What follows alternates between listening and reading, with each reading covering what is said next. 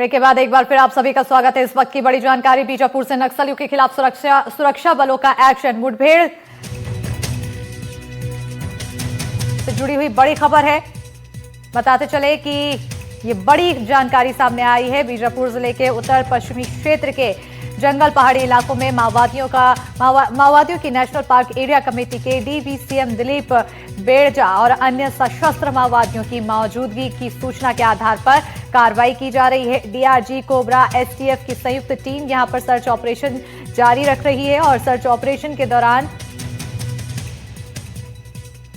संयुक्त टीम और माओवादियों के बीच रुक रुक कर फायरिंग भी देखने को मिल रही है।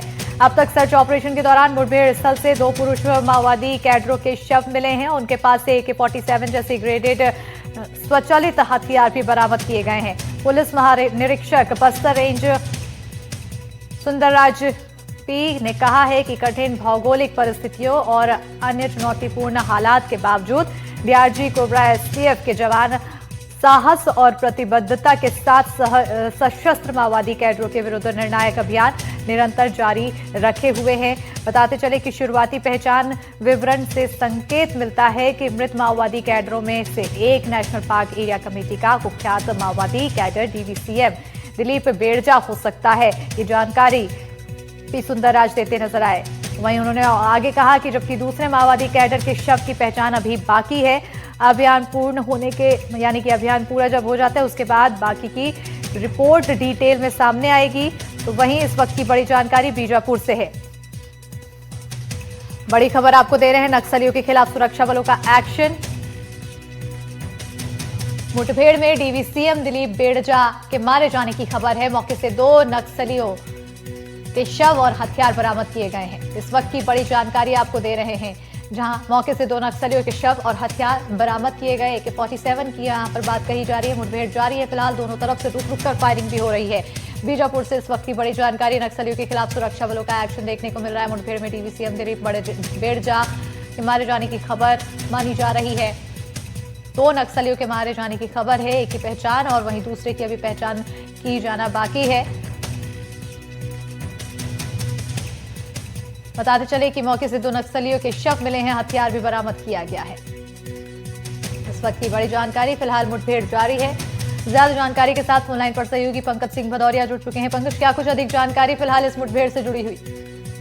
देखिए, अब जो जानकारी निकल करके आ रही है कि इसमें जो नेशनल एरिया कमेटी का जो चीफ है दिलीप बेड़जा, वो मारा गया है। डीवीसीएम रैंक का नक्सली था, 25 लाख से ऊपर का इस पर इनाम था। और साथ ही मौके से एक एसीएम रैंक का भी नक्सली मारा गया है। दोनों पुरुष नक्सलियों के शव भी बरामद कर लिए गए हैं।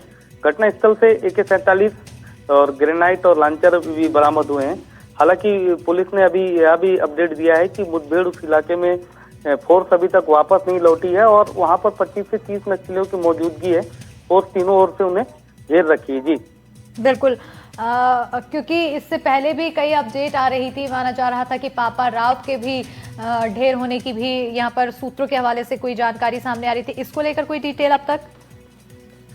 देखिए, जिस एरिया में यह मुठभेड़ चल रही है उस एरिया में पापा राव की और दिलीप बेड़जा दोनों की मौजूदगी थी। दोनों ही बड़े नक्सली लीडर हैं और दोनों ही टॉप कैडर के नक्सली थे। लगातार इन्हीं के निशानदेही पर सर्च ऑपरेशन चलाया जा रहा था। और पहले यह सूचना निकल के आई थी कि उस इलाके में पापा राव मौजूद था और उसको लेकर के ही पूरा ऑपरेशन लॉन्च किया गया था। पापा राव और दिलीप बेड़जा को लेकर जो ऑपरेशन लॉन्च किया गया था, हालांकि पहले ये खबर निकल के आई थी मीडिया तक कि पापा राव इस मुठभेड़ में मौजूद था और वह भी मारा गया है। मगर अब जो अपडेट आ रही है पुलिस की ओर से, जो आधिकारिक पुष्टि हो रही है, उसमें बताया जा रहा है कि दिलीप बेड़जा नाम का जो डीवीसीएम रैंक का नक्सली वह मारा गया है।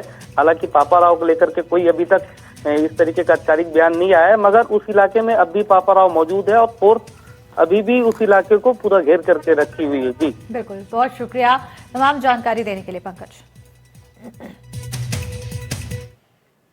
और अब खबरों में आगे बढ़ेंगे। हरदा से बड़ी खबर है, जहां बच्चों के प्रदर्शन के बाद स्कूल पहुंचे विधायक कलेक्टर के साथ किया स्कूल का निरीक्षण। खाने के स्टॉक में मिला एक्सपायरी सामान, चावल आटे की बोरियों पर नहीं लिखा ब्रांड का नेम।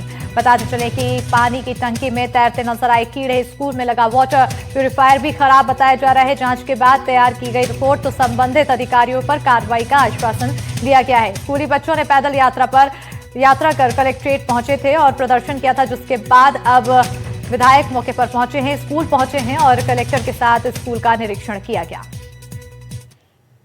2 महीने 6 महीने। देखिए, ये खाना दूषित है या प्रॉपर स्टोरेज नहीं किया गया है तो बच्चों के स्वास्थ्य पे विपरीत प्रभाव पड़ सकता है और उसकी गुणवत्ता पे भी असर हो सकता है भोजन की, इसलिए उसकी क्वालिटी होना ज़रूरी है।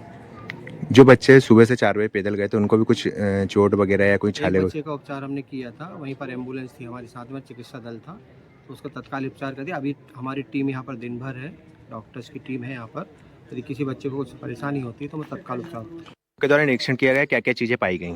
देखिए, यहाँ पर जो खाद्य सामग्री है उसमें से कुछ चीज़ें एक्सपायर्ड पाई गई हैं। जो चावल है, जो आटा है, उस पर किसी भी ब्रांड का लेबल नहीं है, उस पर क्वांटिटी नहीं लिखी हुई है, उस पर एक्सपायरी डेट भी नहीं लिखी हुई है। खराब है, अच्छा है, कब का बना है कुछ पता नहीं।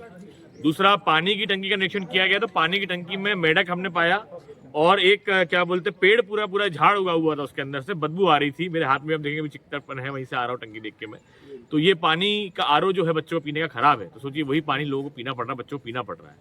और दूसरा, यहाँ पर एक चीज़ हमने पाई है कि यहाँ की जो प्रिंसिपल थी, उस प्रिंसिपल द्वारा जो ठेकेदार सप्लाई होता है जेम का, उससे पैसे मांगे गए हैं और उसने पैसा ट्रांसफर भी किया है QR कोड के माध्यम से, वो भी उसने दिखाया, हमने उसका वीडियो भी लिया हुआ।